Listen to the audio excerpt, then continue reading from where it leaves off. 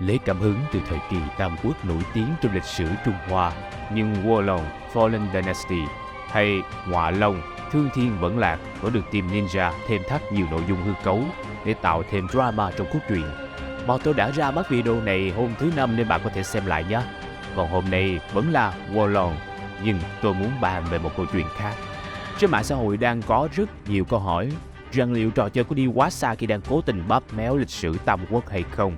Trong video ngày hôm nay, hãy cùng bọn tôi điểm qua hai nội dung quan trọng đã được Họa Long thay đổi hoàn toàn với lịch sử để tìm câu trả lời nhé. Bắt đầu thôi nào. Hoàng Cân là nông dân khởi nghĩa hay thổ phỉ? Trong Họa Long, quân Hoàng Cân hay Khăn Vàng là một thế lực phản diện hung hãn mà nhân vật chính phải đối mặt trong nửa đầu trò chơi. Đội quân này được cầm đầu bởi ba tướng quân tự phong là Trương Giác, Trương Bảo và Trương Lương. Lực lượng được miêu tả như đám ma quỷ, khi đi đến đâu là tàn phá đến đó, từ hại người, đốt phá làng mạc đến cướp báu, không việc ác nào là không làm. Chỉ đến khi nhân vật chính tiêu diệt được kẻ cầm đầu đội quân tà ác thì mọi chuyện mới tạm yên ổn trở lại. Tuy nhiên, theo những ghi chép trong quyển 71 của sách Hậu Hán Thư thì ba anh em họ Trương chuyên chữa bệnh cứu người nên được bách tính tôn trọng. Ngoài chữa bệnh, họ còn truyền đạo Thái Bình, thu được rất nhiều tín đồ dưới trướng. Về sau, khi thấy Hán Linh Đế ngày càng sa đọa, thảm họa ôn lại hoành hành khắp nơi, người dân ngày càng lầm than, ba anh em họ Trương mới quyết định phát động khởi nghĩa lật đổ nhà Hán. Vì toàn bộ quân khởi nghĩa đều cột khăn vàng trên đầu nên lịch sử gọi đó là giai đoạn loạn Hoàng Cân hay khởi nghĩa khăn vàng. Đội quân khăn vàng trong thời gian ngắn được sự hưởng ứng của dân chúng khắp nơi khiến triều đình nhà Hán phải lo sợ.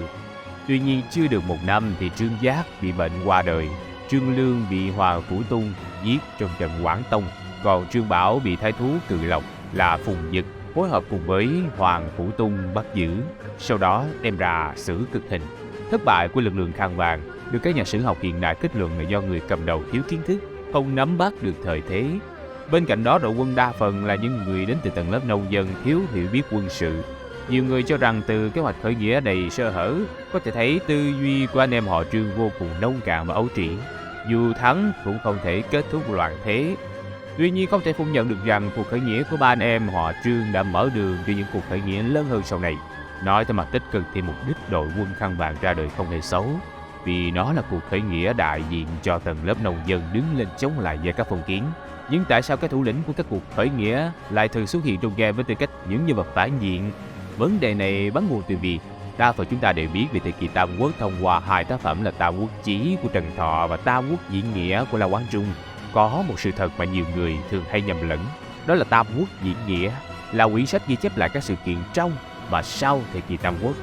Từ đó dùng Tam Quốc Diễn Nghĩa làm dẫn chứng cho các vấn đề xảy ra trong thời kỳ đó.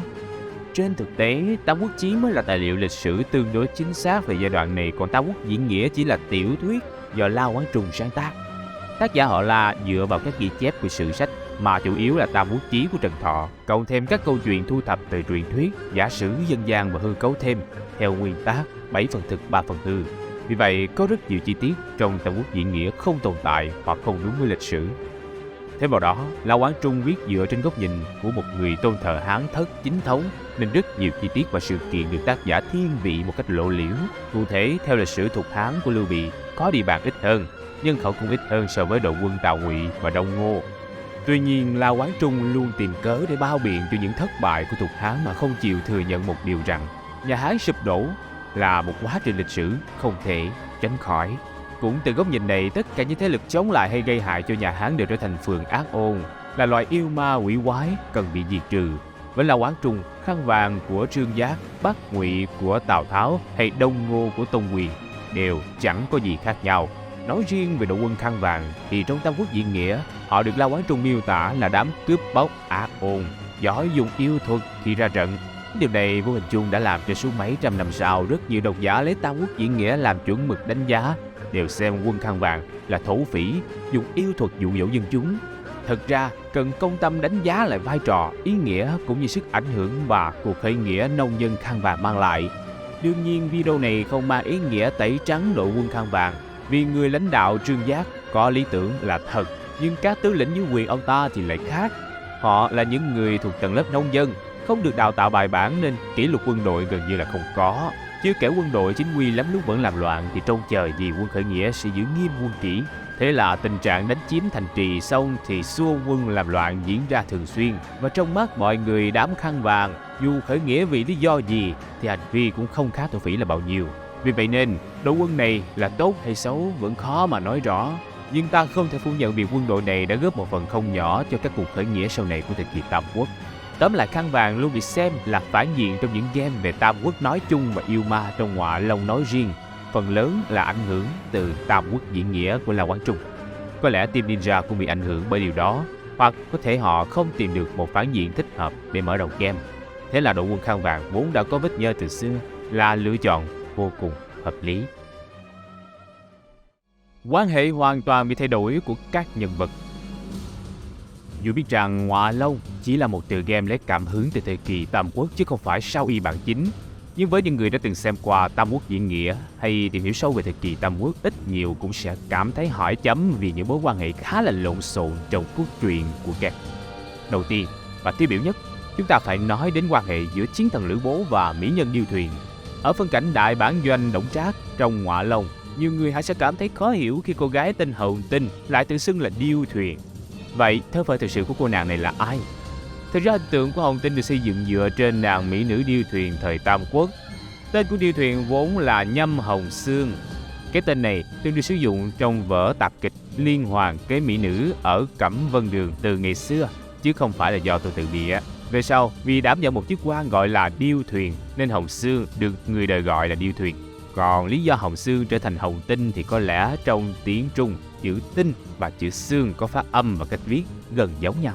Sau khi đã xác định được Hồng Tinh chính là Điêu Thuyền, ta sẽ nói tiếp về mối quan hệ giữa cô và chiến thần Lữ Bố. Trong Tam Quốc diễn nghĩa, Điêu Thuyền vốn là một phần trong liên hoàn kế của Vương Doãn để ly gián Lữ Bố và Đổng Trác. Còn trong Ngọa Long, ta có thể thấy Hồng Tinh và Lữ Bố thật ra chỉ là quan hệ anh em. Tại sao tôi lại chắc chắn như vậy? Vì trong bản Trung, Hồng Tinh gọi Lữ Bố là huynh trưởng và Lữ Bố gọi nàng là xá muội.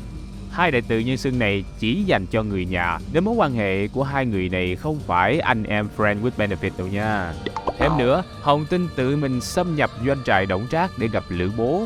Còn lý do Lữ Bố giết Đổng Trác là vì muốn bảo vệ Điêu Thuyền cũng như nhắm đến số đan dược nhằm tiêu diệt Vu Cát, chứ hoàn toàn không có cái vụ tranh đoạt mỹ nhân như Tam Quốc diễn nghĩa. Có vẻ trong Ngọa Long thì tranh đoạt quyền lực của đan dược còn thú vị hơn tranh đoạt mỹ nhân nhiều. Lại nói, không chỉ có Lữ Bố và Điêu Thuyền bị thay đổi thân phận, cả Viên Thiệu và Chân Mật cũng như thế. Đầu tiên hãy nói về tuổi tác. Mốc thời gian của Ngọa Long xảy ra từ lúc khởi nghĩa khăn vàng năm 184 đến khi Viên Thiệu mất vào năm 202, mà nhân vật chính cứu được Chân Mật lúc hoạn quan Trương Nhượng qua đời, tức năm 189. Vậy, xét theo tuổi tác thực tế, thì vào năm đó Chân Mật mới chỉ tầm 6-7 tuổi. Ấy thế mà tạo hình của Chân Mật lại là một cô nàng đã hoàn toàn trưởng thành sắc nước hương trời. Nghe thật là hư cấu, nhưng như vậy chưa phải là hết. Theo lịch sử thì sau khi Chân Mật lớn, bà được gả cho con thứ của Viên Thiệu là Viên Hy. Như vậy mối quan hệ của Viên Thiệu và Chân Mật vốn phải là cha chồng nàng dâu. Tuy nhiên khi vào Ngọa Long, ta sẽ thấy rằng sau khi cứu Chân Mật, Viên Thiệu đã gần như phải lòng mỹ nhân ngay tắp lự. Thậm chí sau đó ông còn giữ Chân Mật lại bên cạnh mình. Vậy có lẽ nào đây là câu chuyện nàng dâu xinh đẹp và ông bố chồng may mắn? Viên Thiệu trong game đã hoàn toàn soán ngôi chuyên gia giật vợ người khác của Tào Tháo rồi chăng? Đề tài này hơi vi phạm thuần phong mỹ tục, nên thôi một tôi chỉ trình bày đến đây. Còn lại các bạn tự nghiên cứu tiếp để có câu trả lời cho riêng mình nhé. Lại nói tiếp, dấu vết Chân Mật. Nếu chiếu theo Tam Quốc diễn nghĩa, trong khoảng thời gian Ngọa Long diễn ra thì Đại Kiều vẫn mới chỉ là một cô bé. Nhưng mà ta có thể thấy Đại Kiều trong game lại khá phát triển, hay ít nhất đã là một thiếu nữ trưởng thành. Theo Tam Quốc diễn nghĩa, Đại Kiều và Tôn Sách gặp nhau sau khi Tôn Sách quen biết với Chu Du và cùng đến Kiều Gia Trang. Nhưng trong game, Đại Kiều lại trở thành con gái nuôi của Tôn Kiên và em gái nuôi của Tôn Sách. Không biết về sau nếu có bản DLC, Team Ninja có định mang câu chuyện Tào Tháo thèm muốn nhan sắc hai chị em nhà Kiều nên mới gây ra trận xích bích vào game hay không. Chỉ biết, ở thời điểm hiện tại thì tôi thấy Tào Tháo trong game vẫn còn đứng đắn chán. Ít nhất là chưa có biểu hiện thèm muốn vợ của người khác. Có thể thấy dù là cải biên nhưng Team Ninja có lẽ ra tay hơi quá khi sẵn sàng chia rẽ uyên ương. Họ biến các cặp tình nhân trở thành tình anh em xã hội vô cùng thuần khiết. Tôi tự hỏi không biết có phải nhà phát hành cố tình làm như vậy để cho các anh em FA đỡ cảm thấy cô đơn hơn không? Ngoài những chi tiết trên thì dù đôi lúc cô hơi gắt, nhưng những tình tiết như việc Lữ Bố xử Đổng Trác, Hạ Hầu Đôn biến thành Đôn Chột hay các trận chiến Tào Lữ, Tào Viên, vẫn được giữ nguyên như cũ, mang đến cho nhiều anh em trải nghiệm thú vị, vừa lạ vừa quen.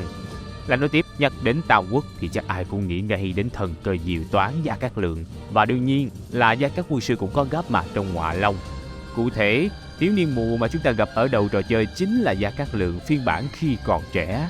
Đó cũng là lý do mà thần thú đầu tiên nhân vật chính nhận được là rồng, hay chính xác hơn là Ngọa Long, một trong những biệt danh nổi tiếng của Gia Cát Lượng. Theo dòng sự kiện trong trò chơi, Gia Cát Lượng đã bị Vu Cát biến thành Tà Long rồi khống chế đến tận khi game kết thúc. Vậy nên game khó không phải là vì chúng ta gà, mà game khó là vì Gia Cát Lượng đang công tác ở bên phe địch cơ. Chứ danh nhân Gia Cát Khổng Minh ở phe mình thì có khi game cũng kết thúc từ đầu trò chơi rồi. Và đó cũng là kết thúc cho video ngày hôm nay. Các bạn cảm thấy sao về video này? Bạn có nghĩ câu chuyện Ngọa Long xây dựng không chỉ đang mượn đề tài lịch sử để câu fan? Hãy để lại bình luận bên dưới cho một tờ bí với nha. Bây giờ thì xin chào và hẹn gặp lại các bạn trong những video sau. Tạm biệt.